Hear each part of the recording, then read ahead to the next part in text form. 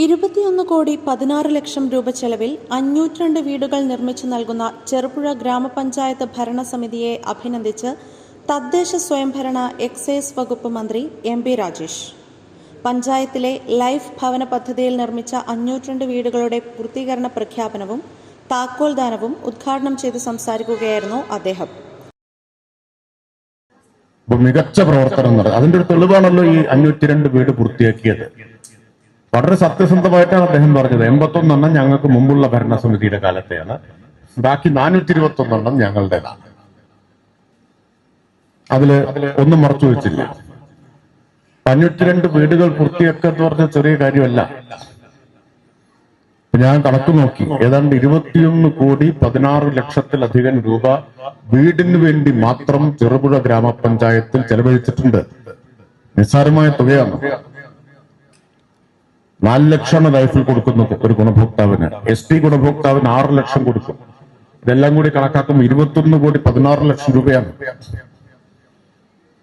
ഈ മികച്ച പ്രവർത്തനം നടത്തിയ ഗ്രാമപഞ്ചായത്ത് ഭരണസമിതിയെ, അതിന്റെ പ്രസിഡന്റിനെ, സംസ്ഥാന സർക്കാരിന് വേണ്ടി ഞാൻ ഹൃദയം നിറഞ്ഞ അഭിനന്ദനങ്ങൾ അറിയിക്കുകയാണ്.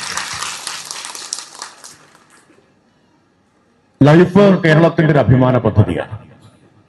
ഇന്ത്യയിൽ മറ്റൊരു സംസ്ഥാനത്തിനും അനുകരിക്കാൻ കഴിയാത്ത, സമാനതകളില്ലാത്തൊരു പദ്ധതിയാണ് ലൈഫ്. ലൈഫിൽ ഇതുവരെ കേരളത്തിൽ പണി പൂർത്തിയാക്കിയ വീടുകൾ 4,51,000-ലധികമാണ്. 5,47,000 ഗുണഭോക്താക്കൾക്കാണ് ധനസഹായം കൊടുത്തത്. ബാക്കി വീടുകളുടെ നിർമ്മാണം നടന്നുകൊണ്ടിരിക്കുന്നു. 4,51,000 വീടുകൾ പണി പൂർത്തിയാക്കി ആളുകൾ താമസം ആരംഭിച്ചു എന്ന് പറഞ്ഞാൽ 4.5 ലക്ഷം കുടുംബങ്ങൾ ഒരു വീടിന്റെ സുരക്ഷിതത്വത്തിൽ കഴിയാൻ കാരണമായ പദ്ധതിയാണ് ലൈഫ് എന്നത്.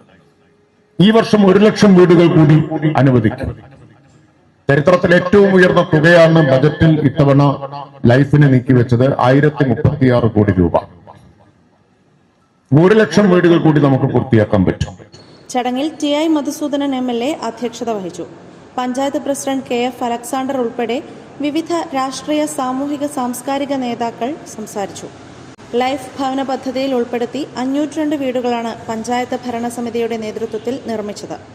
ഇതിൽ ജനറൽ വിഭാഗത്തിൽ 403 വീടുകളും, ST വിഭാഗത്തിൽ 72 വീടുകളും, SC വിഭാഗത്തിൽ 27 വീടുകളുമാണ് പൂർത്തിയായത്.